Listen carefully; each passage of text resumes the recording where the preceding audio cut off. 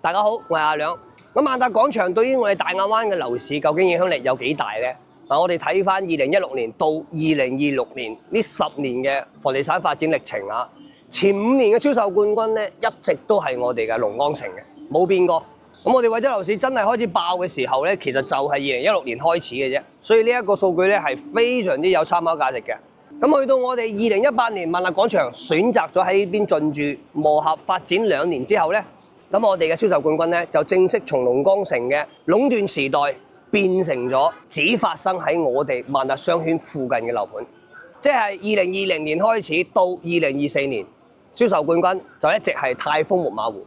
咁其實睇翻呢個勢落去咧，我哋泰豐木馬湖都會持續壟斷我哋林森片區嘅銷冠嘅。但係喺舊年咧有一匹黑馬衝咗出嚟，就係我哋嘅華發天潤自在城啊！咁喺舊年我哋華發咧就賣咗超過10個億啊，一舉奪得我哋林森片區嘅銷冠嘅。咁至於佢係點解會爭贏咗我哋泰豐木馬湖咧？咁我哋下一條作品再同大家詳細去講啊。所以我哋可以感受得到萬達商圈對於我哋大陸樓市嘅一個影響力啊，尤其係我哋惠州啊。咁喺我哋地產圈咧都有一句話就係萬達所在必定中心。咁啊佢唔單單話淨係有一個萬達嘅出現啊，佢仲會輻射3公里範圍內嘅發展啦。我哋就講翻停車費呢一度啊，喺萬達停車係非常之貴㗎。講緊我哋大亞灣呢一度，半個鐘就要7蚊，跟住每隔半個鐘咧就要加5蚊嘅。就講翻兩仔自己啊，我寧願揸電瓶車或者行過嚟，甚至打滴滴過嚟，我都唔願意揸車過嚟嘅。但係咁高昂嘅停車費，我哋大亞灣依然係林森片區最熱門嘅商圈啊！咁包括啦，我哋正對面呢一個花城灣啊，佢樓下都特登做咗一個停車場去爭下萬達呢啲咁樣嘅停車場生意嘅，而且佢嘅收費標準係同我哋萬達廣場係一樣嘅，依然佢都做得起身，所以可以睇翻下我哋萬達對於周邊嘅影響力有幾咁高啊！咁同時咧，我哋萬達商圈係唔單單話得一個萬達嘅，我哋仲有益田啦、五月廣場啦、隔離嘅移民村啦、東聯市場啦、N 條嘅宵夜街等等啦，所以生活喺呢一度，你就係擁有住中高低端超過50萬平嘅商業規模嘅。泰豐木馬湖真係肉眼可見啦，係離呢一度有幾咁近啊，400米嘅一個距離從佢嘅西門。但係我哋今次拍攝嘅咧，唔係泰豐木馬湖，而係可以同佢有一定競爭力嘅德州朗舒綠園啊。咁要講到呢一個盤咧，首先銷冠呢2個字同佢永遠都冇關係嘅，但係佢係可以做到永遠霸榜我哋林森片區銷售金額前5嘅一個成績嘅。咁究竟佢憑咩可以？我哋一陣間再同大家揭曉啊！咁先睇下我哋呢一邊咧，兩隻成日建議大家買樓就買我哋萬達商圈呢一個片區啊。因為呢一度除咗商業好之外，我哋仲有多間5星級酒店嘅，華美達啦、萬豪啦、溫德姆啦，有開緊嘅，有籌備緊嘅，以及多間甲級寫字樓喺晒呢一度㗎。譬如話高雄世紀中心啦，俾呢個花城灣擋住咗啊。咁以及咧就一品國際啦、惠豐城啦、翡翠山國際啦，所以呢邊嘅圈層咧都係非常之唔錯㗎。咁同時咧，我哋萬達商圈啊，亦都係最好嘅學校所在地啊！咁分別係最好嘅公立學校啦，西區一小、興漢小學、大亞灣一中、初中部、高中部，以及最好嘅私立學校博雅培文學校。所以呢邊嘅好咧，佢真係一環接一環㗎。咁你呢一邊嘅學校好，咁啲家長就自然就擁細蚊仔過嚟呢一邊讀書。咁佢哋送完細蚊仔喺呢度讀書咯，咁當然要喺呢一邊有個家啦。咁就更好咁維持咗呢邊嘅一個樓價。咁人越聚越多咯。咁商業當然都會越做越好啦。咁我認為咧，德州朗舒綠園嘅呢一個140平啊，係唯一可以同我哋泰豐木馬湖嘅142平 PK 一下嘅。咁首先咧，我哋嘅戶型咧都係南北通啊。咁我哋呢邊先係一個大門啊，一入到嚟之後咧，我哋先係一個非常之大嘅入戶大堂嘅。咁呢一度咧就已經係有成10個平方，而且係全贈送嘅。咁跟住咧。過到嚟咧，就到咗我哋嘅餐客廳部分啊。咁我哋呢一個客廳咧，係去到7.2米嘅開間嘅，所以其實我哋呢一個廳咧都唔細噶。咁不過泰豐木馬湖喺餐廳呢一個部分咧，首先我哋採取嘅風格係開放式廚房啊。咁佢嘅開間咧係去到6米嘅，而我哋餐廳呢一個開間係只有3.8米，係輸蝕咗呢一度嘅。咁不過咧，因為大家喺流動設計係完全唔一樣嘅，我哋德州朗舒綠園咧係好稀缺嘅板樓啊。咁喺林森片區咧，目前在售嘅板樓咧，只有我哋呢一個德州朗舒綠園，其他都冇㗎啦。其實數埋成個林森片區板樓嘅產品，含埋啲二手樓都唔超過5個盤嘅。咁板樓有一個好大嘅通病，就係戶型使用率好低啊。但係我哋睇翻呢個鏡頭咧，你會覺得其實我哋間屋好大嘅，所以佢亦都係我哋林森片區所有板樓當中咧戶型使用率最高嘅，無限接近100%。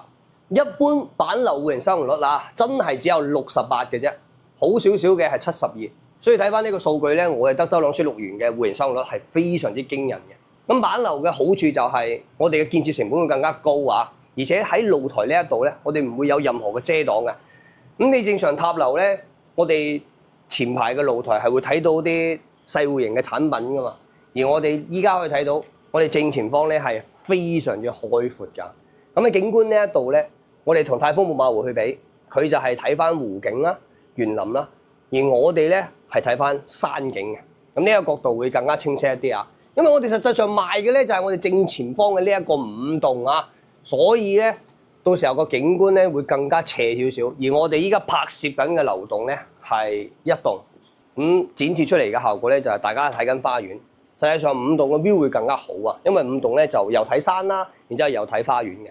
而且因為我哋咧係南北對流雙露台噶嘛，所以我哋前後都係可以睇山嘅。咁當然都包括主臥室啊，都可以睇山。咁我哋介紹一下德州朗舒綠園嘅花園啦。我哋小區唔大嘅，規模咧係只有4萬平嘅一個佔地面積，咁一共咧都係8棟樓，相對嚟講咧容積率係會比泰豐木馬湖輸蝕咗㗎，人哋係有1.6，而我哋咧係3.0，但係我哋會喺樓間距呢一度咧會做得更加好一啲啊！我哋最窄嘅樓間距咧都會喺60米啊，咁最闊嘅咧就係我哋依家企緊嘅一棟同前面嘅7棟啦，係有成82米嘅啦，咁再加上我哋係板樓啦，咁板樓嘅採光同通風一定會比塔樓好噶嘛，尤其因為我哋係大戶型啊，所以隱私性都會更加好。咁我哋正前方咧就係8棟啦，可以睇到有條連廊嘅。咁呢條連廊之間咧就係2戶嘅細戶型93平，所以佢哋會有一個房間咧係望住呢一條連廊，咁隱私性嚟講就會差一啲。而2個邊位咧，你可以睇到係完全冇一間房話會有任何隱私問題嘅。咁我哋小區內部嘅一個配套情況咧就係一入屋一個400平嘅游泳池啊，咁我哋咧係做成一個聚寶盆嘅一個形式嘅。其實我哋德州朗舒綠園嘅 B 格咧係做得好高㗎。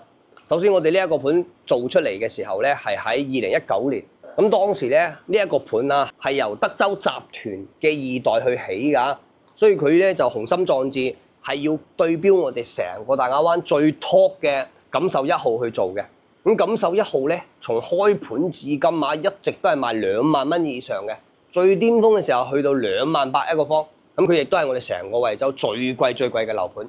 咁我哋德州朗舒綠園咧，要去對標佢，咁我哋嘅定價其實都唔低㗎，都要去到2萬蚊一個方嘅。所以其實今時今日我哋依家嘅價格咧，性價比係非常之唔錯嘅。整體折合嘅均價係9000幾蚊到12000嘅。咁12000當然就係講緊我哋呢一個最大面積嘅戶型啊。咁如果係我哋考慮翻116平嗰一隻咧，其實單價都係喺1萬蚊左右嘅啫。咁如果係93平咧，價單就係最平嘅9000幾蚊。咁我哋咧喺大門呢一度啊，就已經係做咗一個20米嘅劍寬、10米嘅挑高啊。跟住喺門口咧，兩側都種咗一棵非常之名貴嘅油橄欖啊。咁佢亦都係一棵專門係從西班牙空運過嚟嘅長壽樹。咁樹齡咧係可以去到1000歲嘅。咁從西班牙運翻嚟嗰一陣咧係300幾歲㗎啦，已經係，所以單棵嘅價格咧係已經去到300幾萬嘅。咁亦即係話咧，我哋小區啊門口一棵樹已經係等於我哋惠州90%嘅小區整體園林嘅一個造價㗎啦。好似我哋睇翻啲好 cheap 嘅小區啊，你咩個韻雍庭啊、潤合名居啊，以及最近出嚟嘅一個新盤啊，叫聚錦名庭嘅。咁呢啲小區咧，真係成個花園做晒落嚟啊，含埋呢啲樹啊，呢啲咁嘅公共設施，真係幾廿萬搞掂晒嘅。咁跟住咧，我哋呢一個盤啊，都係一個風水盤嚟嘅。我哋項目位置咧係位於龍海2路同埋龍山5路嘅交匯處啊。咁點解特登要揀喺呢一個 location 咧？因為我哋隔離就挨住成個大亞灣嘅命脈之山啊。咁呢個山咧就叫龍山。咁眾所周知啦，我哋成個大亞灣啲道路啊，縱向嘅都係以龍山嚟命名嘅。從龍山一路延伸到龍山10路。咁講緊嘅就係呢一個龍山啦。咁我哋德州朗水綠園嗱，肉眼可見啦，挨住佢起嘅。咁龍山嘅隔離咧，其實仲有一個叫虎山嘅，就喺我哋呢一個方向。咁跟住遠翻少少嘅咧，喺我哋大概離樓盤喺500米左右啊，仲有一個板樟林森林公園嘅。所以我哋5棟如果係買翻呢一個戶型咧，望出去係可以望到3個山嘅。咁我哋依家賣緊嘅咧，除咗我哋5棟嘅140平咧，仲有3棟嘅117平嘅4房2廳2衛，以及95平嘅3房2廳2衛，都係可以望山景噶。咁尤其咧，我哋今次喺活動方面都係好俾力噶。我哋係加量唔加價，均價咧呢2年其實我哋德州朗水綠園都冇變化噶啦。人哋降唔降價都好，都唔關我哋事嘅。甚至我哋德州朗水綠園嘅老總咧，一直都想加價噶。但係今次嘅3棟產品咧，我哋係升級咗中央空調嘅交流標準，並且喺原有嘅精裝修標準咧，我哋係再做咗少少嘅提升啊！咁一陣間再帶大家去睇下具體嘅交流標準啊！咁再講翻過嚟，我哋小區咧，點解要將個泳池啊，要特登做成呢一個圓弧形咧？其實佢就係去模仿要做成一個聚寶盆嘅一個形式啊！咁呢入屋2棵長壽樹咧，就係寓意我哋業主可以長命百歲啦。咁跟住入到嚟咧，就係希望大家可以財源滾滾來啦，攞個聚寶盆去聚翻佢。咁尤其我哋嘅正大門咧，呢個方位啊係朝西嘅。咁西咧就係對應翻5下邊嘅土啊，所以土生金都有一定嘅咁樣嘅寓意嘅。咁龍山5路咧，就係我哋成個大亞灣最中間嘅一個位置啊。而龍山5路都係連接惠陽嘅東華大道，所以其實我哋去翻我哋惠陽淡水嘅 CBD 城記憶中心啊，車程時間都係喺5分鐘左右嘅啫。咁千山萬水不如淡水，就係講緊我哋呢一個惠陽淡水啦嚇。所以其實我哋樓盤過翻去惠陽淡水嘅中心咧，係好方便嘅，一條直路過去3個紅綠燈嘅啫。咁去到嗰邊咧，大家就有好多個百年老店啊，食嘅玩嘅，通通都有噶啦。咁萬達廣場咧就係位於龍海2路同埋龍山8路嘅交匯處啊，所以我哋樓盤過翻去萬達咧係3分鐘車程就得噶啦。所以頭先講到嘅萬達商圈嘅優勢咧，我哋係完全輻射得到噶。咁包括啦，其實我哋喺交通呢一方面咧都唔會弱嘅。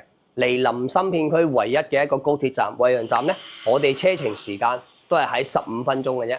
咁惠陽站咧每日就有80幾個班次啦，係可以直達我哋嘅深圳北嘅，全程都係20分鐘，票價20蚊。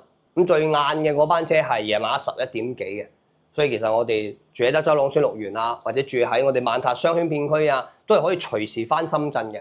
咁對於我哋港人朋友嚟講咧，咁我哋就可以話去到深圳北嗰度，再中轉換乘翻香港西九龍啊。咁深圳北每日都係有80幾個班次係可以去香港西九龍嘅，咁車程時間都係喺15分鐘。咁喺明年咧，我哋惠陽站係會通一條深汕高鐵㗎，嗰條會更加巴閉一啲啊！到時候係15分鐘去羅湖，20分鐘去南山，班次都係無比密集嘅。咁除咗我哋可以坐高鐵翻香港，仲可以坐地鐵㗎。咁我哋德州朗水綠園離翻14號線嘅終點站沙田站啊，車程時間咧都係喺13到15分鐘嘅。從沙田站坐到去起點站嘅福田江華北，全程係喺50分鐘嘅啫。咁呢條14號線咧，亦都係我哋深圳最快最長嘅一條地鐵啊。咁當然啦，依家講緊呢啲咧都係通咗車嘅。咁仲有未通車嘅，去到明年年底就係通一條深圳嘅33號線深大城軌啊。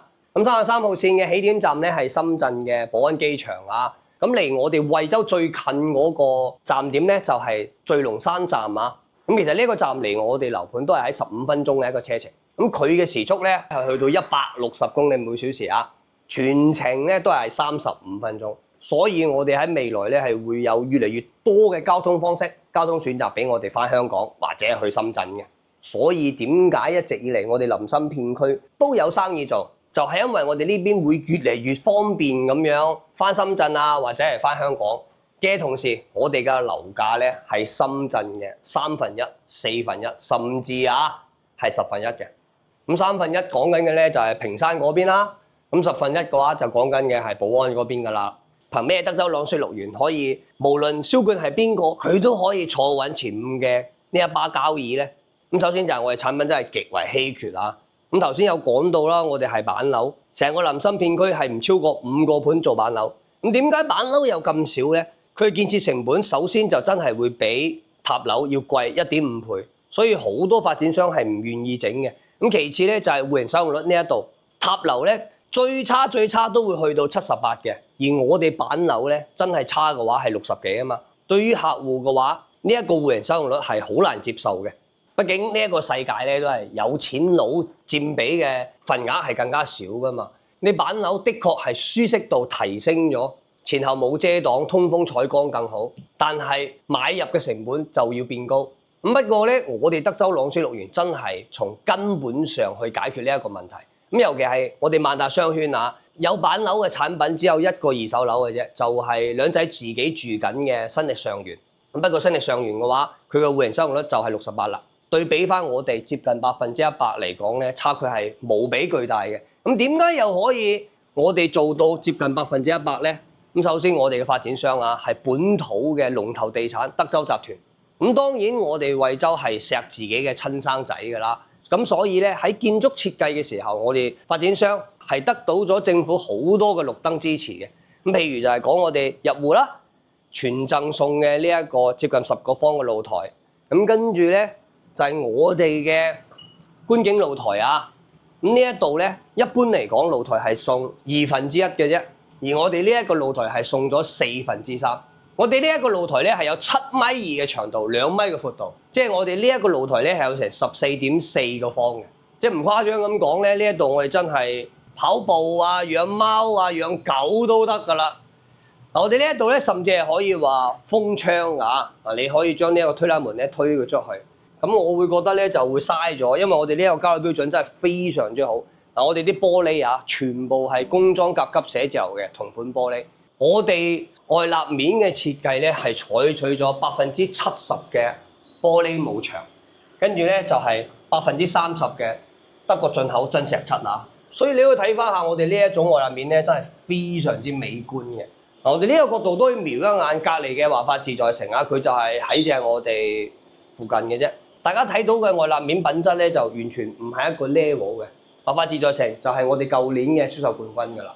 而華發咧去講翻自己嘅賣點，當然都係喺品質呢一度。但係你真係講翻我哋戶型外立面小區花園園林呢啲咧，德州朗斯綠園真係略勝一籌㗎。咁再講翻嚟，我哋140坪嘅呢一個戶型我哋入屋咧呢度係一個餐廳，跟住係一個餐客廳啦。呢一種奢華感咧係非常之誇張嘅。雖然比起現階段銷冠泰豐木馬湖2梯3戶嘅142坪嘅廳咧係細咗啲嘅，但係我哋都擁有住獨特嘅奢華感咁跟住咧，我哋呢個格局都係做翻4間房俾大家，同時我哋喺啲窗位全部都係落地玻璃嘅一個設計。咁喺我哋惠州咧，好少產品係做到正南正北嘅，而我哋德州朗水綠園咧，因為風水嘅問題所以佢就係做正南嘅。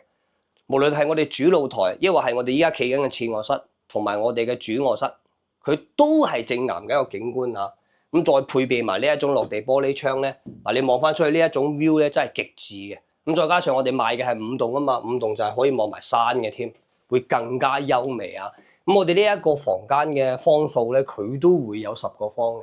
咁比起泰豐木馬湖嚟講咧，我哋啲房間係會細咗少少嘅。但係因為我哋咧係落地窗所以咧比起泰豐木馬湖，我哋呢一個位置就冇飄窗嘅。其實我哋德州朗水綠園咧去申報建築嗰一陣，呢度都係有飄窗，只不過交樓俾你嗰一陣咧，我哋就幫你打晒佢。所以呢度又可以幫你偷咗2個方左右啦。咁你一個房間偷2個房，4間房就偷偷埋埋有成8個房啦。咁正對面呢一度咧就係兒童房。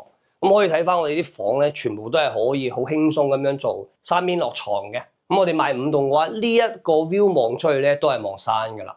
咁呢間房咧，我哋都會有10個方嘅。過翻過嚟呢一邊咧，就係3段式乾濕分離嘅套間廁所啊。嗱，包括我哋淋浴區嘅玻璃，我哋都係落地窗。咁呢啲落地窗咧，就可以保證我哋極致嘅景觀。咁當然都保證埋我哋極致嘅通風效果啊。最尾咧就係我哋呢一度陽台房加主臥室啊。先睇下主臥室。咁主臥室呢一度咧，當然都係落地玻璃啦。然之後就係套間廁所啦。咁套間廁所一樣係3段式乾濕分離嘅，都係落地玻璃。咁呢一種空間效果咧，真係會好舒服啊！你喺度沖涼，甚至咧你真係可以話一邊沖涼一邊望住個山景嘅添。咁我哋呢一個主臥室咧，空間啊就唔會話比泰豐木馬湖好嘅。我哋呢一度僅有20個方到嘅啫，而泰豐木馬湖嘅主臥室咧就去到30幾個方，而且人哋係做南北通啊。咁但係咧，我哋可以改善一下咯，將呢一個陽台房咧，我哋利用埋佢，然之後個門改喺呢一個位置。咁正常咧，板樓啊，真係唔會有陽台房嘅。但係我哋德州朗舒綠園就巴閉喺呢一個地方，一樣做一個陽台房，送1半面積。咁再加埋全贈送嘅飄窗，3/4嘅露台，加多個入戶露台，所以我哋先可以做到接近100%嘅戶型使用率啊！再配合埋我哋唯一性嘅板樓建築啦，以及我哋外立面嘅建築設計啦，70%嘅玻璃幕牆、落地窗嘅設計，同埋山景嘅呢一個優勢，所以德州朗舒綠園無論係幾時，我哋都會有一定嘅競爭力。咁相對嚟講，我哋德州朗舒綠園過去萬達嘅話咧，真係冇咁方便，比起木馬湖嘅話。但係你想喺萬達商圈揾翻我哋呢一種板樓，呢一種設計，真係冇嘅喎。尤其呢一個點咧，係針對喺細戶型嗰度啊。喺我哋德州朗舒綠園嘅97平以及佢嘅116平咧，呢兩個戶型其實優勢會更加巨大一啲啊。咁點解德州朗舒綠園嘅140平係唯一現階段可以同泰豐木馬湖90到93棟兩梯3戶嘅143平可以 PK 咧？咁首先我哋呢一度係現樓嘅狀態啊，對比翻泰豐木馬湖嘅明年10月份交樓咧，我哋喺呢一度係有一大優勢啦。咁第二咧，雖然人哋係兩梯3戶啊，但係我哋係唯一嘅板樓，而且我哋啲窗位啊、啲露台會更加好，因為我哋係落地窗啦，而且我哋嘅露台會更加大。咁喺景觀咧，我哋呢度可以望山望花園。你話贏唔贏木馬湖嗰個 view 咧，我就唔敢講。但係佢起碼可以做到5開嘅呢一個勢。所以究竟你係揀木馬湖定係話我哋德州朗舒綠園嘅呢一個戶型咧，真係要你實地感受一下先好做判斷嘅。畢竟木馬湖嘅優勢就係我西門出發400米就係萬達廣場，係行路可以到得到嘅。而我哋呢一個德州朗舒綠園咧，雖然都屬於萬達商圈片區，但係我哋始終要開車3分鐘。咁點外賣咧，可唔可以食得到萬達啲嘢？肯定得，啲外賣員咧都好肯接單。不過現階段我哋呢邊樓下啲商鋪啊，始終係未做得起身嘅。喺我哋附近雖然都會有華發運營嘅商城，雖然面積超過10萬平，離我哋直線距離都係500米。咁即係呢一個我哋都係通過步行係可以到得到嘅，但係佢都要大家去等，所以兩者真係各有千秋㗎。其實我哋反而係從佢嘅細戶型97平嘅呢一個咧，可以更加體現佢嘅戶型使用率有幾好啊！正常我哋板樓97平嘅呢一個客廳開間咧，係喺3.2米嘅啫。而我哋德州朗舒綠園咧係做到3.8米嘅。咁我哋嘅塔樓咧常規就係3.4到3.5米啦，好啲嘅就係喺3.6米。所以其實我哋呢一個數據咧係比塔樓仲要做得好。咁跟住咧景觀呢一度啊，我哋呢一個咧係可以望山景嘅，尤其就係兩個山啦，一個龍山，一個虎山。咁甚至係遠處可以望埋板張林山，以及最遠方嘅筆架山啊！所以呢一個 view 咧真係可以講得上係唯一性㗎啦，因為我哋嘅 location 係喺市中心啊。咁同時咧，我哋97平嘅呢一個戶型係擁有住呢一個6.6米嘅特大露台嘅，即係我哋呢一個露台都接近140尺㗎啦。冇講我哋板樓啊，就講塔樓都唔會有呢一個面積段可以擁有呢一種咁大嘅露台嘅。咁當然我哋都係可以封窗處理㗎，睇翻你嘅啫。咁依家我哋影緊嘅咧就係交樓標準啦。我哋會比以往係做咗一個提升啦。首先係雙吊頂嘅一個處理啦，咁跟住我哋係配備呢一個中央空調嘅交樓嘅。我哋呢一個中央空調咧係1拖4㗎，5匹嘅馬力，所以就好涼爽嘅喺間屋入邊。咁再加上如果你買翻高啲嘅樓層嘅話咧，景觀又好，通風效果都會更加好。咁我哋嘅格局咧都係3面向陽啦，動靜分區嘅。入屋咧呢一度係一個餐廳啦，咁跟住過嚟呢一度係廚房，一個細緻嘅 U 字形啊。咁呢一個 view 都唔錯㗎，我哋都係明廚嚟嘅，唔係嗰啲暗廚。咁呢邊嘅景觀都可以望住嘅虎山嘅。咁呢度交樓標準咧，我哋就係用翻品牌嘅美的嘅。咁我哋送翻俾大家呢一個位置咧，就係消毒櫃啊，唔係嗰種洗碗機嘅。咁跟住3件套都會有啦。再過翻過嚟咧，我哋睇翻個休息區啊。我哋啲房間咧都唔會話做到好大嘅，標準嘅9個方啊。我哋嘅次臥室。咁當然你話嫌細咧，我哋係可以外面拓出去嘅。咁跟住咧就係我哋正對面嘅陽改房啊。咁呢一度咧都係半贈送嘅，所以佢真係戶型生活做得好好啊。咁呢個陽改房送一半面積嘅，咁正常咧就真係冇呢個陽改房啊。我哋再睇下公共衞生間，過嚟呢一邊咧係3段式乾濕分離啊。林木區嚟講咧就唔會話好出色，唔好嘅地方咧呢度會有個純種柱啊。咁不過咧我哋就話可以改造一下咯，做翻個置物架去擺翻啲沐浴露啊、洗衣液啊啲咁樣嘅咯。咁跟住咧喺馬桶呢一度啊，我哋雖然唔係俾翻大家節能馬桶咯，咁不過咧我哋係俾翻大家懸浮式嘅馬桶啊。咁呢一種設計咧都比較新穎啦，同埋好睇一啲咯。跟住咧就係我哋嘅主臥室啊，空間都會去到13個方嘅，唔會細。咁兩仔企緊嘅位置咧，呢度係飄窗嚟㗎，但係交俾你嘅時候已經係如鏡頭所示，幫你打晒㗎啦。所以呢一度又送咗個面積俾你啦。咁跟住咧，我哋放翻張1.8米嘅床，60公分嘅衣櫃，3邊落床係完全 OK 㗎。最緊要嘅係個 view 啊，我哋都係望得好好㗎。我哋上面係做咗少少嘅嘢擋住咗我哋嘅景。咁不過咧，我哋交樓係可以話拆咗佢嘅，咁就係望住2個山啦。咁最後就係我哋嘅套間廁所，咁一樣係3段式乾濕分離，都唔會話隔攝㗎。咁只不過係鏡櫃呢一度咧，到時候我哋可以改一下、升級一下。咁呢啲輕輕嘢，兩仔同你搞掂佢就係啦，就冇話做一面，我哋做成面會好啲啊。咁我哋呢一個戶型嘅首期咧，都係喺8萬蚊左右嘅。咁跟住嘅月供咧就喺3000左右。咁我哋呢個戶型嘅總價咧，同翻泰豐木馬湖嘅89平嚟講咧，會貴少少啊。人哋係80萬左右，我哋係90萬左右。不過我哋面積段係大咗嘅，而且人哋係超高層，我哋係2梯4戶嘅普通高層，仲要係板樓。而且我哋呢一個戶型咧係現樓，優勢會更加明顯一啲。不過都係嗰句啦，我哋輸蝕喺咧就係人哋泰豐木馬湖可以行路過萬達，我哋始終都要開車啊或者揸電瓶車3-5分鐘。咁我哋依家咧就嚟到個最尾呢一個戶型啊，117平嘅4房，南北通透雙露台。而且我哋呢一個戶型咧係可以改成橫廳㗎，就做小間房，將呢道牆打晒佢，然之後連接我哋呢邊嘅次臥室。咁跟住我哋就可以擁有一個7米嘅客廳開間啦。咁改完之後咧，就同我哋第一個140平嘅格局係差唔多嘅。咁 view 呢一度咧，我哋係南向望龍山，咁都非常之唔錯噶啦。咁當然呢度都可以望埋嘅靚園林㗎。咁一樣咧係擁有住我哋標誌性嘅特大露台啊。咁呢一個露台咧就一樣係140尺㗎啦。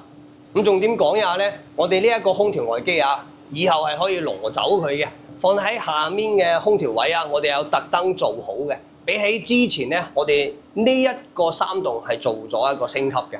咁以往嘅5棟8棟咧，我哋都係要擺喺外面嘅。所以好多朋友咧就會話：咁樣擺空調外機冇咁美觀喎。嗱，我哋正前方就已經有一戶係唔係一戶啦，幾戶啊係咁樣擺緊㗎啦。最左手邊嘅嗰幾條腿啊！所以我哋咧都好聽業主講㗎，咁依家就做咗個特登嘅位置去俾我哋擺空調外機，唔使咁樣放喺外面嘅。咁然之後咧，我哋北向嘅露台咧就會話細咗少少嘅，不過其實唔係好緊要啊，我哋攞嚟晾衫咯。咁或者咧呢一個景觀我哋保留都 OK 啊，因為佢係望住我哋嘅虎山嘅。咁相對嚟講咧，一定嘅車流影響咧，肯定係有㗎，因為我哋龍海二路都屬於主幹道嚟嘅。但係呢個噪音情況咧，就真係 OK 咯。咁或者你可以封窗處理都得，睇翻你嘅啫。咁我哋呢個廳咧，依家啊，如果你唔拆呢棟牆係4米嘅客廳開間。咁跟住咧，我哋餐廳嘅開間咧係3.2米㗎。咁然之後過嚟呢一度咧就係我哋廚房，廚房都係唔大㗎啦。其實亞伯去到我哋140都唔大嘅。咁呢個廚房咧就最多1到2個人容納啦。咁不過好就好在我哋會預留咗個雙開門嘅冰箱位啊。咁跟住一樣係美的嘅3件套啦，出到碗櫃嚟嘅。咁一樣係雙吊頂嘅一個處理。咁交樓俾大家，到時候咧我哋係中央空調咁樣交㗎。咁呢一個空調嘅費用其實就真係幫大家慳咗成6、7萬蚊㗎啦。你自己去整個中央空調咧，好閒都係呢一個費用㗎啦。咁跟住咧就係我哋入戶過嚟嘅第一間房啊。咁呢一間房咧我哋都唔會細㗎，係有成10個方。咁一樣係可以做翻個1.8米嘅床啦。咁跟住加翻個衣櫃、電腦台係 OK 㗎。嗱，我哋呢一戶咧係獨門獨戶嘅，3棟比起其他棟數咧，我哋係做翻嘅板塔結合啊。所以嘅入戶大堂啊，同埋嘅樓道咧係唔一樣咗嘅。咁過翻過嚟呢一度咧，就係建議大家去打嘅嗰間房啊。咁睇翻你保唔保留咯。咁我哋呢一個空間咧就一樣係10個方噶啦，所以都係3邊落床，係完全 OK 嘅。咁當然佢都係連主露台㗎。咁你話我哋呢間房細咗，你可以托出去嘅。咁跟住咧就係我哋嘅陽台房啊。我哋呢一度咧都係送一半面積嘅。咁我哋依家睇到嘅咧，呢啲窗啊，幫大家封咗嘅陽台房，實際上我哋交俾大家係唔幫封嘅。咁不過咧，你揾我，我幫你打翻個骨折啊，唔緊要嘅。或者咧，幫你搞掂埋都冇咩問題嘅。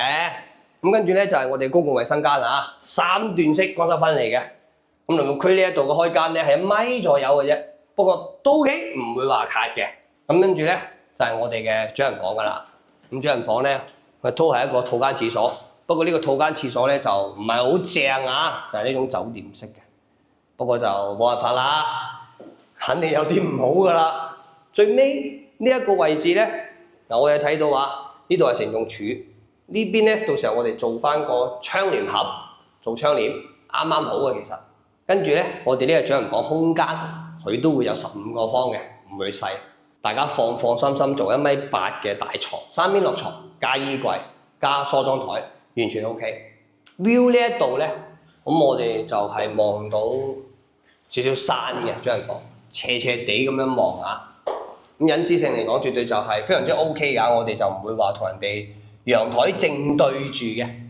咁再加上咧，樓間佢都有60米，所以係 OK 嘅。咁我哋呢個戶型嘅首期咧，就唔可以好似以前咁樣做低首期啊，要去到20萬左右。咁跟住個月供咧就係4000左右嘅。咁再嚟講咧，其實就價格冇咩變化㗎，甚至我哋係平咗少少，跟住咧喺產品嗰度做翻個升級，因為送中央空調啊嘛，同埋裝修咧會更加好咗嘅。以前嘅天花咧係單吊頂，依家我哋係雙吊頂。咁以及咧8棟啊、5棟啊，即係呢一個戶型嚟講，我哋嘅景觀會更加好咗嘅。咁不過咧就係首期壓力會高咗啦，但係嘅話我哋嘅月供其實係降咗落嚟嘅。咁德州朗雪樂園咧，最大嘅優勢真係喺我哋嘅產品呢度，板樓啊、落地窗啦、70%嘅玻璃幕牆啊，所以你喺棟樓嗰度咧，我哋同其他小區去對比係好明顯嘅一個差距嘅。千與庭山啊，跟住咧格蘭麗錦雅苑啊、和富御寶啊，甚至我哋嘅華發自在城，佢哋都係冇辦法同我哋喺棟樓嗰度產生競爭力嘅。咁呢個戶型優勢咧，其實德州朗雪樂園真係唯一嘅對手啊，就係我哋嘅華發自在城。我哋係板樓嘅天花板，佢咧就係塔樓嘅天花板。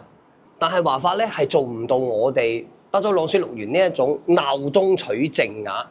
靜呢一個字同華發就永遠冇辦法可以 match 得到，因為佢嘅缺點咧就係挨住嗰一條高鐵路軌。你可以睇翻下，我哋嚟翻條高鐵路軌咧，起碼距離係600米啦，再加上有個虎山喺度隔住。所以高鐵經過嗰一陣，真係同我哋係冇任何嘅拉楞㗎啦，可以講得上。但係朗斯都唔係話咩都好晒㗎，始終我哋現階段商業嘛，冇辦法通過步行可以解決得到，乜都要靠開車。我哋呢個位置屬於龍山五路啊嘛，龍山五路就係啱啱好中心嘅位置。你可以講佢離邊度都唔遠，咁你都可以講佢離邊度都唔近嘅。好聽啲講，我哋去翻惠陽嘅中心，城記一中心啊，就正前方呢一棟最高嘅，佢就係城記一中心噶啦，插上入雲端嘅。咁佢樓下咧就全部都係飲食啊、卡拉 OK 啊。以前講嘅千山萬水不如淡水就喺嗰度噶啦。我哋過去都係5分鐘，咁跟住咧你話萬達，我哋係3分鐘，咁然之後沙田站12分鐘，惠陽站15分鐘，所以講得上好便利咧，咁佢真係做唔到嘅。不過德州朗詩六園作為目前臨新片區啊，係唯一一個最接近第4代住宅嘅樓盤咧，呢一個優勢喺未來5年內都係不可動搖嘅。因為我哋惠州市政府5年內都唔俾批新地皮。咁至於5年後惠州嘅樓價係點呢？冇人知啊。不過現階段嚟講咧，我覺得真係無限接近谷底㗎啦。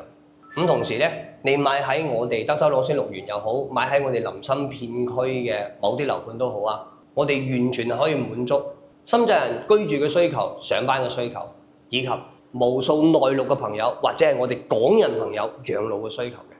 咁當然啊，一定會有好多你睇唔到嘅缺點，你忽視嘅缺點咧，係冇辦法通過視頻去睇嘅。所以過嚟惠州睇樓，一定要揾兩仔，兩仔就會將呢啲視頻冇辦法同你講嘅嘢1對1與你傾訴清楚啊！我一定會幫你揾到一個最合適你嘅家，以及買一個絕對唔會後悔嘅家。咁當然價格上咧，一定都有最大嘅優惠、最大嘅誠意、最好嘅服務俾到你嘅。咁 OK 啦，本期節目咧就到呢一度啦。有人最想深入了解惠州樓市朋友，記得 follow 兩仔同埋聯繫兩仔啊！